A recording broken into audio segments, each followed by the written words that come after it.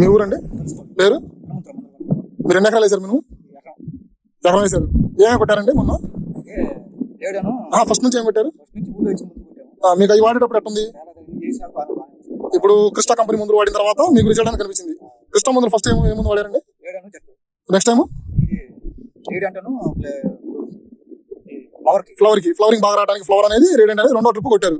ఇప్పుడు మూడో దఫా కొట్టాలా. ఇప్పుడు మీకు ఈ రెండు ట్రిప్పుల్లో మీకు వేరియేషన్ అనేది కనిపించిందా కనపడలేదండి?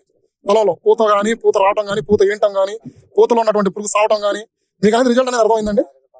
ఇప్పుడు ఈ ముందు అనేది వేరే వేరే రైతు వేసుకోవచ్చా? ఎక్కడైనా కానీ బాగానే ఉంది. ఏ రైతు వేసుకున్నా కూడా హ్యాపీగానే ఉంటుంది, దానికి పని చేసినట్టే ఉంటుంది. మనకైతే మాత్రం పురుగు పూర్తి కంప్లీట్ అయింది. మీకు ఈ ముందు ఏ ముందు ఎలాగుంది, మీకు వేసిన తర్వాత ఎలాగుంది రిజల్ట్? ఎన్ని మందులు కొట్టుంటారు? అంత ముందు కనీసం ఒక 4-5 కొట్టారు. 4-5 సార్లు కొట్టినా కూడా మన ముందు ఈ క్రిస్టా కంపెనీ కొట్టిన దాకా ఈ వేసిన తర్వాత మీకు ఆ పురుగు అనేది ఉదిరితేనే తగ్గింది, పూత కూడా బాగినింది. అంతేనా?